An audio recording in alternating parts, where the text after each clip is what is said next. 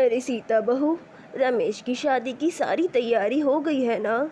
जी माँ जी, सब हो गया है, मैंने सब कुछ कर लिया। अरे भाभी, ऐसा क्यों बोल रही हो? मैंने भी तो तुम्हारे साथ मिलकर काम करवाया है। अरे हाँ हाँ माँ जी, हमने मिलकर सब कर लिया है, आप चिंता मत कीजिए। अगर तुम कहती हो तो ठीक है। कुछ समय बाद रमेश की भी शादी हो जाती है, उसकी दुल्हन भी घर आ जाती है। अरे अरे, मैं बहुत थक गया हूँ, अब मुझे जाने भी दो। नहीं नहीं भैया, आपको मुझे पैसे देने होंगे, नहीं तो मैं आपको अंदर नहीं जाने दूंगी। नहीं नहीं, अब मेरे पास कोई पैसे नहीं हैं। माँ, इससे बोलो ना हट जाए यहाँ से। अरे बेटा, अभी तो तेरी शादी हुई है, अपनी बहन को थोड़े पैसे दे देना। ठीक है, अगर भैया मुझे पैसे नहीं दे सकते तो भाभी, आपको मुझे अभी चाय बनाकर पिलानी होगी। क्यों भाभी, आप तो मना नहीं करोगी ना? तो ठीक है, मैं बना दूंगी तुम्हारे लिए चाय। मुझे बता दो रसोई किस तरफ है? हाँ हाँ ठीक है, तुम जाओ, मैं तो बहुत थक गया हूँ, अब सोऊंगा। फिर राधा चाय बनाने चली जाती है। ऐसा कौन करता है नई नवेली दुल्हन के साथ? पहली रात ही मुझे चाय बनाने भेज दिया। मुझे तो ये लोग बहुत तेज लगते हैं, परंतु अब मैं कुछ कर भी नहीं सकती। फिर राधा नंदिनी को चाय बनाकर दे देती है। ठीक है, अब जाओ यहाँ से। राधा अपने कमरे में आकर सो जाती है। अरे माँ जी, इतना सा दहेज? मेरे घर वालों ने तो बहुत दहेज दिया था, ये तो कुछ भी नहीं लाई। माँ जी, आपने तो बहुत गरीब लड़की से रमेश की शादी कर दी। कोई बात नहीं बहू, वैसे भी तो हमारे घर में सब कुछ है, और क्या चाहिए। इस बुढ़िया ने मेरी बारे में तो ऐसा नहीं कहा था, मुझे तो बहुत बातें सुनाई थी। ऐसे बहू भी ठीक ही कह रही थी, इतना सा दहेज लाना था तो लाती ही नहीं। सुबह होने दो, फिर मैं इसे बताती हूँ।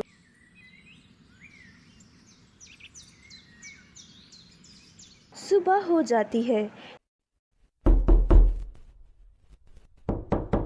निर्मला राधा और रमेश को दरवाजा बजा बजा कर उठा देती है। चलो भाई, उठ भी जाओ अब। क्या अपने घर में भी इतनी ही देर तक सोती थी? अब उठ ही गई हो तो सबके लिए नाश्ता बना दो। जी जी माँ जी, मैं बना देती हूँ सबके लिए नाश्ता। राधा पूरे घर के लिए नाश्ता बनाने लगती है।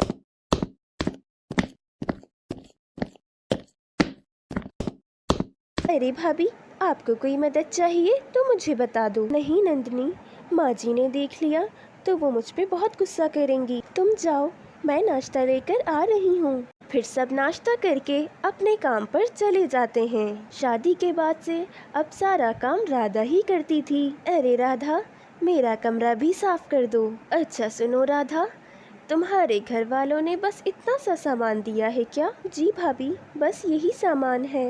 वैसे शक्ल की भी कोई ख़ास नहीं हो, पता नहीं माँ जी ने तुम्हें क्यों पसंद कर लिया। अगर इतना सा ही सामान लाना था तो हम पे ये भी एहसान ना करती ना तुम। ये सब सुनकर राधा बहुत दुखी हो जाती है और अपने कमरे में चली जाती है। मेरी माँ ठीक कहती थी, बड़े लोगों में शादी नहीं करनी चाहिए। ये लोग तो मुझे बहुत बुरा समझते हैं। बस आज रात को मैं रमेश को सब कुछ बता दूंगी। राधा पूरा दिन काम करती रहती और सब बैठकर आराम करते। रमेश घर आ जाता है, फिर सब साथ बैठकर खाना खाते हैं। अरे सुनो, कहाँ जा रही हो? बर्तन कौन धोएगा? भाभी, पूरे घर का काम मैंने किया है, बर्तन तो आप धो ले। क्या मुझसे ज़बान चलाती हो? जाकर बर्तन धो, नहीं तो तुम्हें इस घर से निकलवा दूंगी, फिर रहना उस गरीब माँ के घर पर। राधा सारे काम करके अपने कमरे में जाती है। समय गुजर जाता है। राधा रोज की तरह पूरे घर का काम करती और सबकी बुरी बातें भी सुनती, लेकिन नंदिनी को ये सब कुछ बिल्कुल अच्छा नहीं लगता था। भाभी, आप क्यों करती हो पूरे घर का काम और सबकी घर में कितनी बातें सुनती हो? नंदिनी, मैं क्या करूं? मैं एक गरीब घर की लड़की हूं। अगर इन्होंने मुझे घर से बाहर निकाल दिया तो मैं कहाँ जाऊंगी? भाभी, मेरे पास एक आइडिया है, अगर आप मेरी बात मानो तो आप घर के काम छोड़कर जॉब शुरू कर सकती हो। मैं ये सब कैसे करूंगी? मुझे तो कुछ भी नहीं पता। अरे भाभी, आप मेरे साथ चलो, मैं आपको सब कुछ बताती हूँ।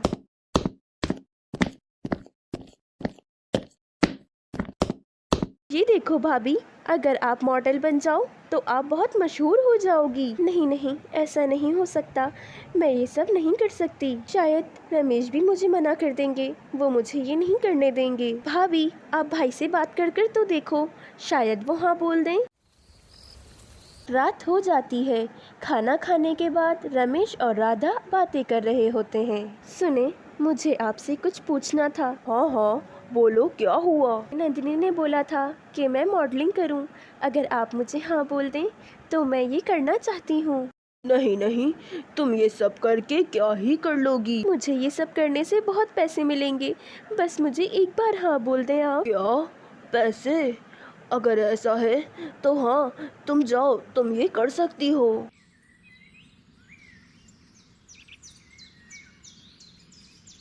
सुबह होते ही राधा ऑफिस में चली जाती है। मैं मॉडलिंग करना चाहती हूँ, मैंने आपके पोस्टर में पढ़ा था। ठीक है, अगर आप मॉडलिंग करना चाहती हैं तो कल सुबह आ जाइएगा। रोज राधा मॉडलिंग करने जाती।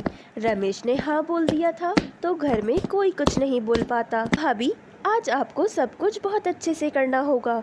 आज बहुत सारे लोग आ रहे हैं आपको देखने। क्या सच में?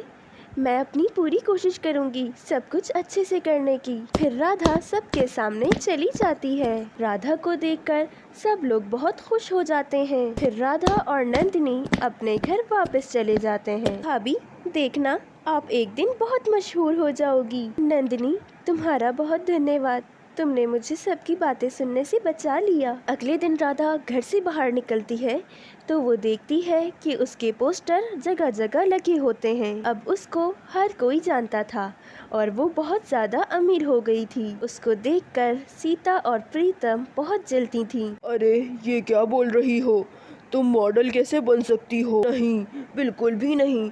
राधा के पास तो खूबसूरती थी, तुम्हारे पास तो वो भी नहीं है। चुप करके घर के काम करो। राधा बहुत अमीर हो जाती है और अपने पति के साथ दूसरे घर में चली जाती है। नंदिनी की शादी भी एक अमीर आदमी से हो जाती है। आपको ये कहानी कैसी लगी? कमेंट में ज़रूर बताएं।